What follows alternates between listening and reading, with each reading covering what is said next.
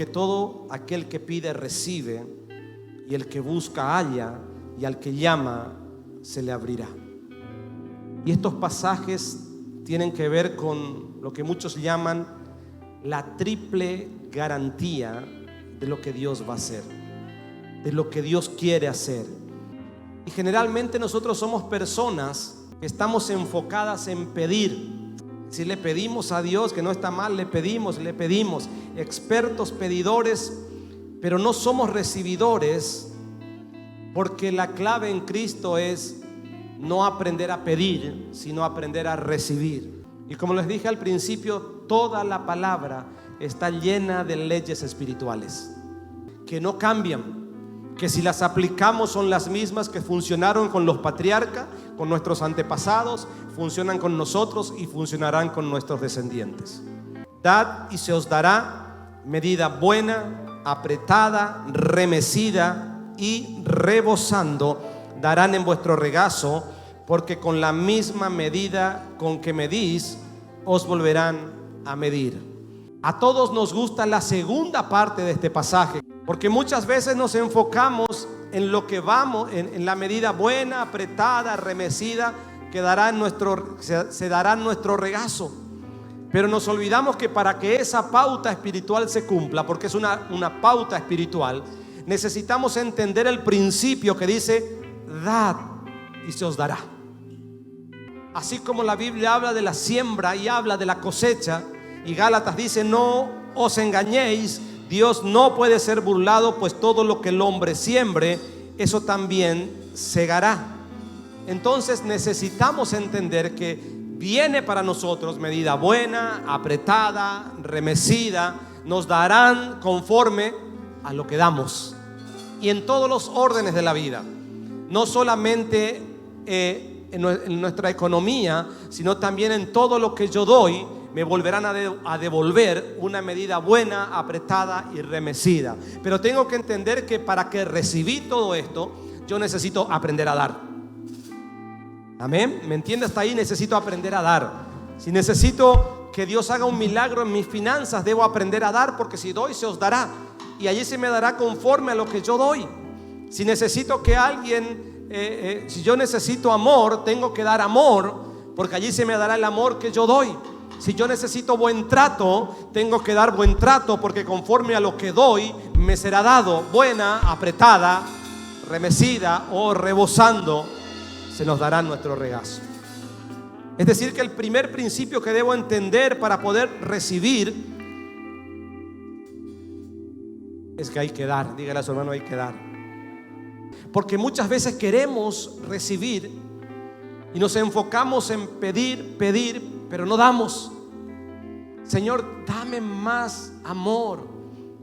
Y yo no tengo la capacidad espiritual de entenderlo, entonces no doy amor y no recibo. Señor, dame buen trato. Entonces yo no aprendo a sembrar buen trato y no puedo recibir buen trato.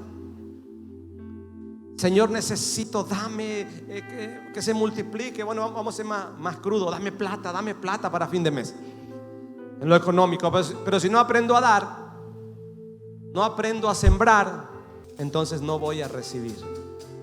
Es el mismo principio espiritual que aplicó nuestro Dios con su único Hijo, que lo entregó, lo dio por nuestros pecados. Es el principio espiritual que tenemos que entender. Dios lo que más amaba, Dios dio lo único que tenía, lo sacrificó para que nosotros aprendamos también a dar para poder recibir. Él dio su Hijo y cosechó una iglesia en todo el mundo.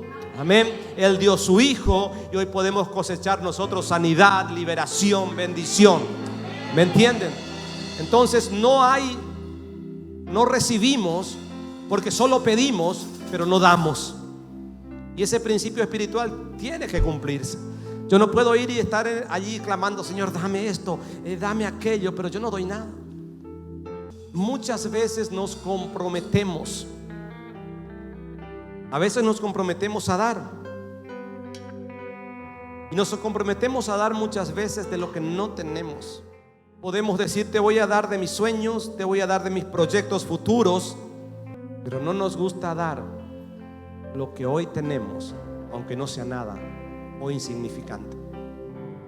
Estaba leyendo una historia acerca de un hombre que iba caminando con un aprendiz que le iba enseñando las cosas del campo y las cosas de la vida.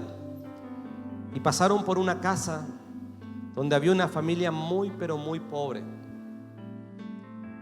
Y cuenta esta historia que cuando llegaron allí, los chicos estaban descalzos, un estado anímico triste, feo.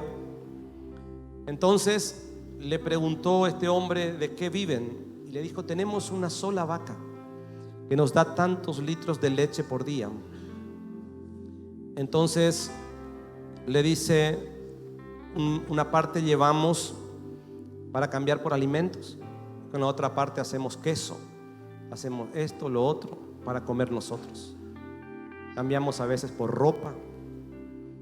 Y entonces pasaron de largo y este hombre le dice al que iba con él: anda y tira esa vaca por un despeñadero, tira una barranca. Y el otro hombre quedó asombradísimo porque dijo: ¿cómo que voy a hacer esto? Te estoy dando una orden, le dijo. Siguieron de largo y se fue, tiró la vaca, la mató.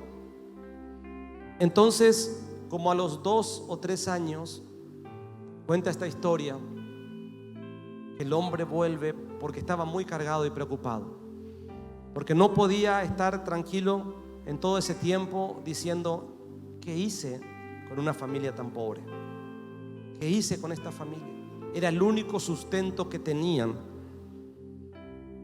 y yo fui a tirarles y a que se mueran.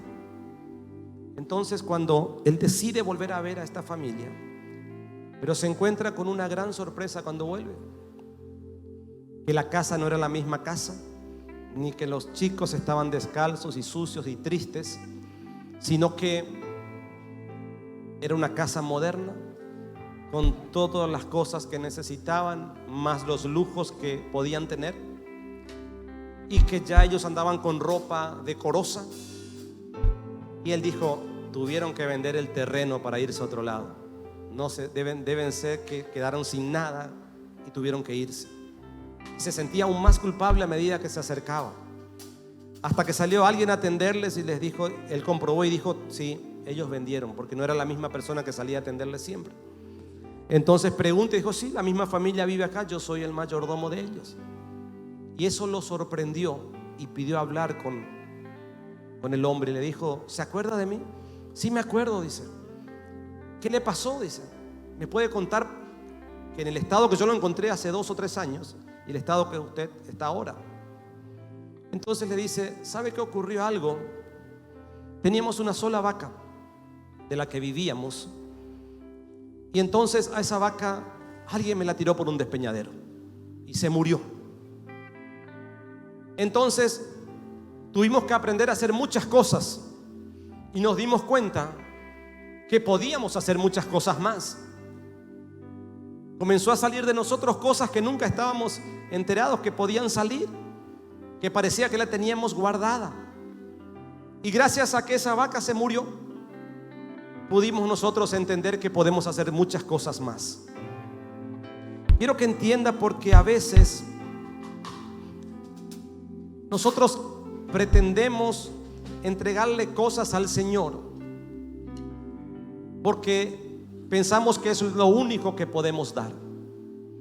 Y yo encontré un ejemplo muy espiritual en esta gente, porque lo único que tenían, alguien las mandó a sacrificar.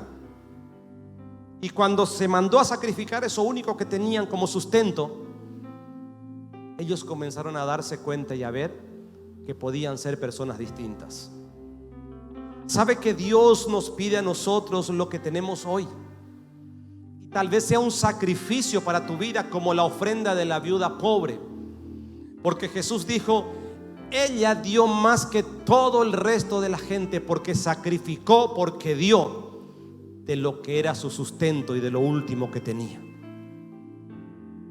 Ahora, la condición de esa viuda pobre no habla la Biblia cómo quedó, pero la condición de esa viuda pobre no habrá sido la misma. Lo mismo le pasó al joven rico cuando el Señor le dijo: vende todo lo que tienes y dáselo a los pobres. Es decir, sacrifica todo lo que tenés. Pero como él estaba tan acostumbrado a las riquezas y estaban en su corazón, se volvió triste. Pero lo que el joven rico no sabía era que si él sacrificaba eso que para él era lo más importante y lo único, lo que Cristo tenía para él era mucho más grande que todas las riquezas que él tenía. Pero el problema es que no quería dar lo que tenía hoy. Pero la viuda pobre dio lo que tenía ahí, sacrificó lo que tenía ahí. Lo mismo nos ocurre a nosotros. El Señor no quiere que le des tus sueños, tus proyectos, sino quiere que le des tu realidad, lo que hoy sos.